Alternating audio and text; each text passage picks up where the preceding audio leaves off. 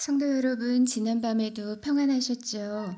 오늘 아침에는 거룩한 빛의 자녀라는 제목으로 함께 하나님의 말씀을 묵상하려고 합니다.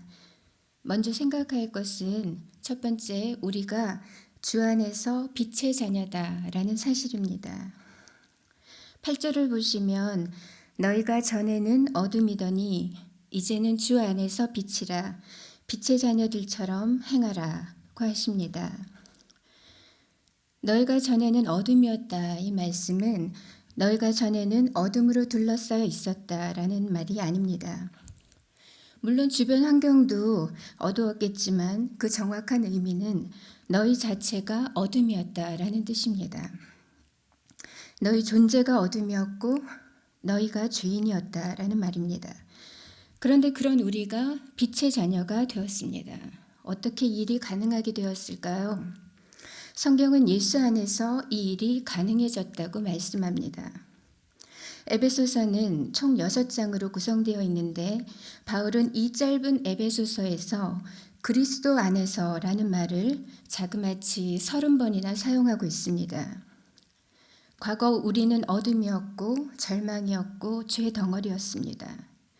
그때는 하나님의 생명에서 떠나 있었고 허망하고 무지하며 굳은 마음의 소유자들이었습니다. 또한 우상숭배와 각종 탐욕과 방탕으로 행하던 우리들이 그리스도 예수 안에서 그 은혜와 믿음으로 말미암아 거듭나게 된 것입니다. 예수님의 보혈과 성령의 씻으심으로 말미암아 거룩한 하나님의 자녀가 되었고 성전이 되었고 빛의 자녀가 되었습니다. 그렇다면 주 안에서 빛의 자녀가 된 우리들은 어떠한 삶을 살아야 마땅할까요? 둘째, 빛의 자녀는 말이 거룩합니다. 무엇보다도 말이 달라집니다. 믿음의 성숙함을 가늠할 수 있는 중요한 잣대가 바로 말입니다. 말에 실수가 없는 자가 영적으로도 온전한 자라고 했습니다. 우리가 예수님을 닮을수록 무엇보다 우리의 말이 주님을 닮아갑니다. 믿음이 자랄수록 마음이 깊어지고 말이 따뜻해지고 예뻐집니다. 빛의 자녀는 말이 거룩합니다. 오늘 3절 이하의 말씀을 보시면 특별히 부적절한 말에 대해서 경고를 하고 있습니다. 3절에 음행과 온갖 더러운 것과 탐욕은 너희 중에서 그 이름조차도 부르지 말라. 누추함과 어리석은 말이나 희롱의 말이 마땅치 아니하니 6절에 누구든지 헛된 말로 너희를 속이지 못하게 하라. 12절 말하기도 부끄러운 것들은 입에도 담지 말라. 이렇게 말씀합니다. 즉 음담패설과 같은 속되고 더러운 말, 상스러운 농담들을 하지 말라고 하십니다. 거짓을 버리고 참된 것을 말해야 합니다. 사실 에베소 교인들은 원래 하나님을 모르던 이방인들이었습니다. 그들은 예수 그리스도의 복음을 받아들임으로써 하나님의 자녀가 되었고 그리스도 안에서 한 지체가 되었습니다. 그런데 문제가 있었어요. 그들의 삶을 가만히 들여다보니까 이 사람들이 거룩하신 성삼위 하나님의 그 택정함과 은혜를 받아 구원을 받긴 했지만 여전히 세상 풍조를 따라서 부적절하게 살고 있었다는 겁니다. 그들의 입에는 옛 습관을 따라서 성도의 신분에 걸맞지 않은 각종 더러운 말들이 섞여 있었습니다. 그리스도인이 되면 할 수 있는 말이 있고 할 수 없는 말이 생기게 됩니다. 왜냐하면 우리를 구원하신 하나님께서 거룩하신 분이기 때문입니다. 더러운 말들, 성희롱의 말, 험담, 허풍, 독설, 비판의 말, 부정적인 말, 비관적인 말, 또 상처 주는 말 등은 하나님께서 기뻐하시는 말이 아닙니다. 대신에 오늘 4절 말씀에 오히려 감사의 말을 하라고 하십니다. 감사의 말이라는 것은 하나님을 영화롭게 하는 말입니다. 그리고 믿음의 말입니다.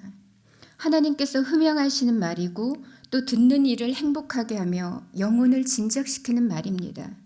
감사의 말은 그리스도 예수 안에서 우리를 향하신 하나님의 뜻인 겁니다. 그러므로 빛의 자녀는 구별된 말을 합니다. 정결한 영혼, 온유한 그 마음에서 진실하고 따뜻한 말이 나옵니다. 하나님의 위로를 경험한 자는 위로의 말을 건넬 수 있고 하나님의 용서를 경험한 자는 용서의 말을 할 수 있습니다. 그리고 늘 진실하신 하나님과 교제 가운데 있는 자는 하나님을 닮아서 더더욱 진실하게 됩니다. 주 안에서 빛의 자녀가 된 자는 모든 상황에서 감사의 말을 잊지 않습니다. 오늘 우리의 언행의 그 습관은 어떠합니까? 우리가 무심코 내뱉는 말조차 주님을 닮기를 바라고 주님을 기쁘시게 하는 그 감사가 우리 안에 넘치기를 바랍니다. 자녀들이 우리 말 속에서 하나님의 사랑을 발견할 수 있기를 바랍니다. 나의 배우자가 나의 말을 통해서 하나님의 격려를 덧입기를 바랍니다.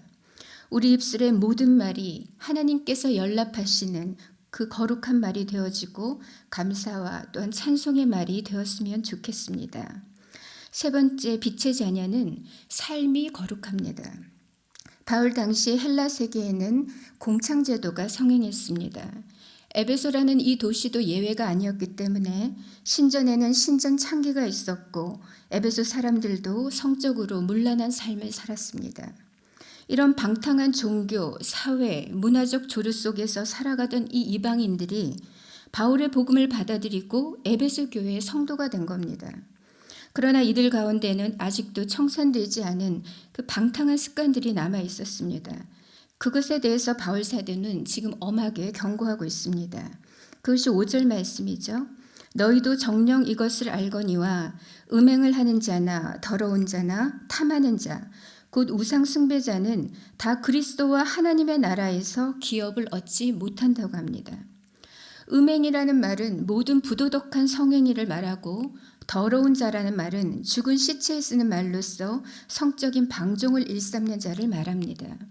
탐하는 자는 곧 우상 숭배자라고 했는데 우상 숭배라는 것이 하나님 외에 다른 헛된 것을 섬기는 것, 또 중히 여겨서 취하고자 하는 욕구라고 할 때 이 또한 탐심과 우상 숭배는 맥을 같이 하는 것입니다. 하나님이 아닌 음욕, 또 명예욕, 무욕 등 각종 탐욕들을 추종하게 될 때 이런 것들이 우상 숭배가 됩니다.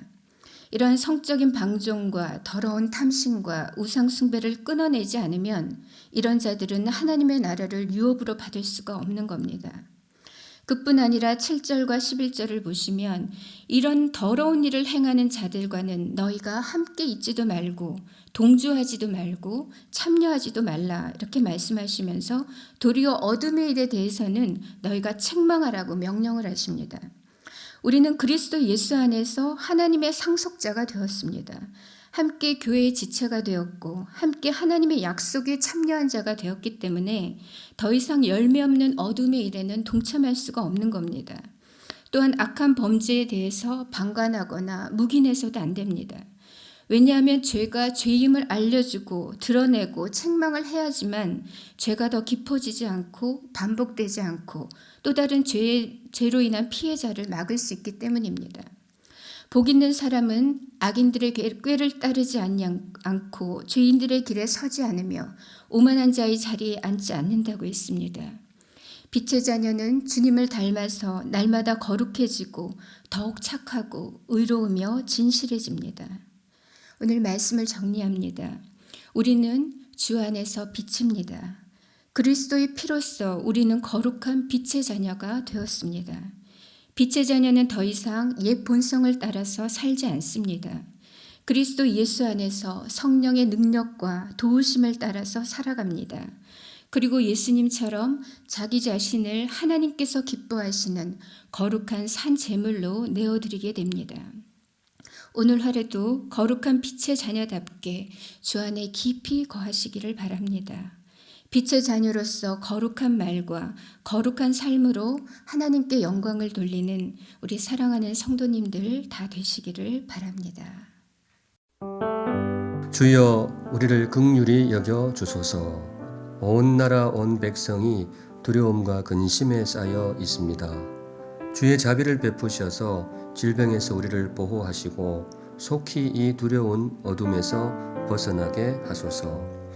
삶의 모든 영역이 위축되고 백성의 삶은 더욱 어려워집니다. 눈에 보이지 않는 전염병 앞에 인간의 연약함을 뼈저리게 깨닫습니다. 이 땅의 교만과 횡행하는 음란과 탐욕의 죄를 용서하시고 교회답지 못하고 성도답지 못했던 우리의 허물을 용서하소서. 방역 당국과 의료진에게 힘과 지혜를 더하셔서 질병의 기세가 꺾이고 확진자들이 건강을 되찾게 하옵소서. 온 국민이 하나가 되어 이 위기를 극복하게 하옵소서. 가족을 잃고 장례도 제대로 치르지 못하는 유족의 아픔을 위로하소서. 평범해 보이던 일상이 결코 평범하지 않았음을 깨닫습니다. 무심하게 지나왔던 일상이 감사의 제목이 되게 하소서. 어려운 때일수록 참된 예배자로 서게 하소서. 모이지 못하는 섭섭함이 불평이나 원망이 아니라 예배를 더욱 사모하는 뜨거움이 되게 하소서. 힘겨운 시기에 성도의 성숙함을 더욱 드러내게 하시고 섭리 가운데 드러나는 악한 세력이 결정적으로 무너지게 하소서. 그간 어둠에 쌓여 있던 영혼들이 주께로 돌아오게 하시고 교회는 그들을 주님께로 인도할 성숙한 울타리가 되게 하소서. 평탄할 때에도 힘겨울 때에도 우리가 주의 손안에 있음을 믿습니다. 우리를 불쌍히 여겨 주소서. 우리에게 긍휼을 베풀어 주소서. 자비로우신 예수님의 이름으로 기도합니다. 아멘.